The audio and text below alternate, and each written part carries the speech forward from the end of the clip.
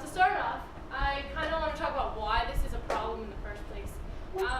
Back in 1992, most people actually didn't do internships in college. Only 9% of people did. Then, I believe it was from 1996 through 1998, there were some research studies done that showed that internships were the strongest indicator of workplace success. So they saw the people who were participating in internships and they said, okay, these people are much more prepared to be in the workplace than people who don't do it. Therefore, companies started looking for people who did internships instead of just, went to college and took classes and graduated. I talked to my parents about this actually. My dad, he graduated in the 80s with a degree in chemical engineering. He never did an internship.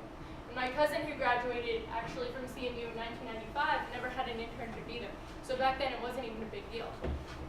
But now, in 2008, 83% of us actually graduate with some type of internship. So as you can see, there's been a big transition in what people look for and how you can get different types of jobs, which is actually how the concept of unpaid versus paid internships came about, because so many people were looking for internships. Now I just want to talk about a little bit about my experience and why I became interested in this in the first place. Over the summer, I worked for a startup company that created different computer systems and sold them to small to middle-sized businesses. And as part of my job, I did proposal writing and client relationships. Now, according to the U.S. Department of Labor, the things that I did should have been paid work, but it was an unpaid internship. So after a while, I started thinking, like, okay, I'm spending 10 to 12 hours a day, like, on this job and doing, like, different things, and I'm not getting paid. And I started to investigate a little bit more, which is how I found this. Now I'm going to talk about two different cases of internship situations that had questionable legal practices. So if you look on the slide behind me, you see Disney World. And Disney has a program, it's called like the College Success Program or something like that, where you can go and you can apply for a Disney internship. But they don't specify what you're going to do. You just apply to be a general intern. So sometimes that could mean being a costume character. In fact, if you look at those two characters, there's a very high likelihood that they're college students in an internship program. Or you could be a ride operator, you could be sweeping trash off the floor. You could be doing a lot of things that they consider an internship that isn't necessarily an internship, at least in our opinion. The second case I want to talk about is something that I actually read about in the New York Times recently, and was pretty big in the news last spring. What happened was there was a girl from New York University, and she applied for a job for this little airplane toy company, which was a small startup, and she was trying to get work in design and in animation within the company. But what happened in practice was actually quite different. She did no animation work or any design work. What she actually did was she went around every day with Lysol wipes and wiped the doorknobs because the employees were scared of getting swine flu. So that was her job as an internship. So even though she had an internship with this company, she wasn't doing intern-related work. And in this situation, it was unpaid. So she was basically doing janitorial work and not getting paid for it. Now I want to talk about the different things that qualify an internship to be either legal or illegal.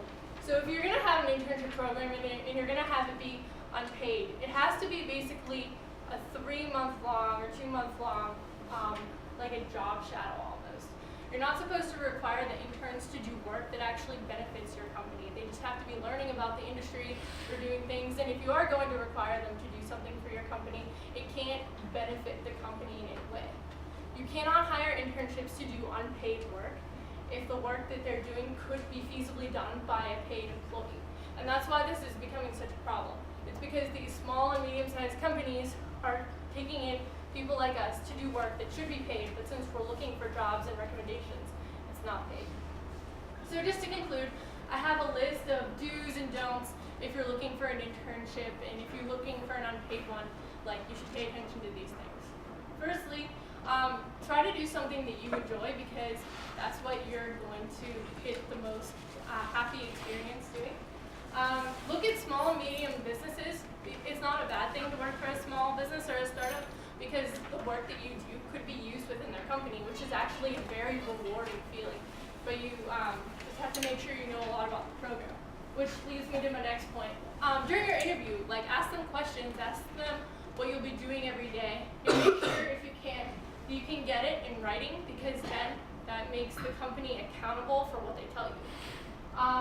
Don't work for the company if you don't see any value in the internship, and if you have an internship and it's getting to a point where it's not valuable to you anymore, like it's okay to quit because you're just wasting your time. You also don't want to accept the program if you don't know anything about the program.